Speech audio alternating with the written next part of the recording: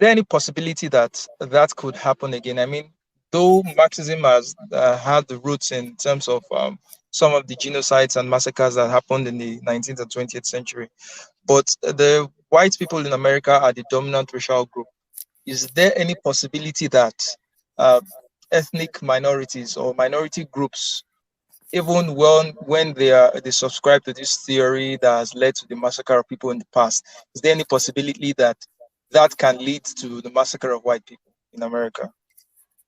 Actually, Charles, I'll be very frank. I believe it can go both ways. And this is why I'm like, we shouldn't even play with dehumanizing people at all.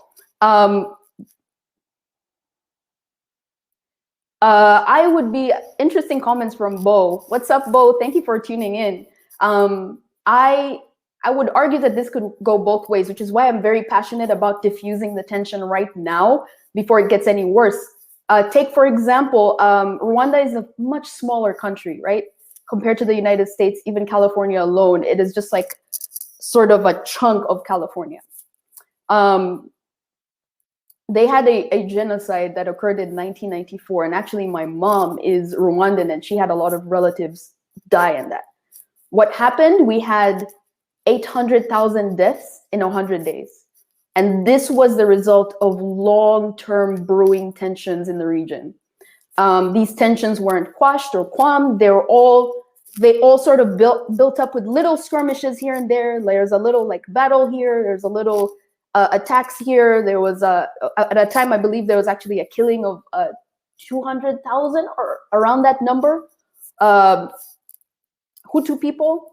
And then eventually the revenge and the retaliation, because it couldn't stop, it reached the point where all the people who were fed up with the sort of superiority of the oppressive group, they decided to go out and just kill them, slaughter them in cold blood.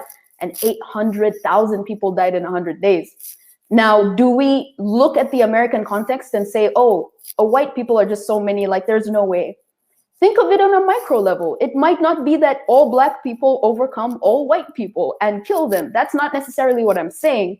I'm saying that the back and forth of you did this to me, and so, you know, my next generation is gonna fight you back, and then it's a cycle of revolutions and wars will eventually lead, if it's not 800,000, maybe even less or more, people just slaughtered out of sheer hatred and sheer animosity and just like retaliation and revenge.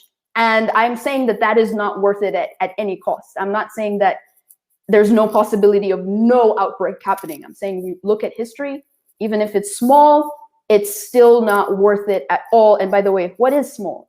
Are we saying 800,000 is small? I don't think that's small at all. I think that's very dramatic. So you want to be careful of not making tensions escalate to that boiling point. And what I meant about it could go both ways is white people could get fed up with the way that they're being portrayed and they could retaliate, or Black people could just feel so empowered by this sort of Black supremacist thought and then go and attack the white people, and it could just be skirmishes that go on back and forth for a very long time. So yeah, that's sort of my opinion on that.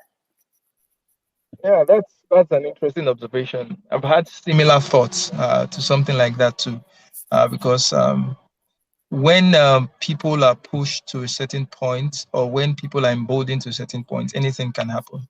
Mm-hmm. And we should never make the mistake that history cannot repeat itself. In fact, if history has taught us anything, is that it always repeats itself. It runs in circles. You understand? Yeah.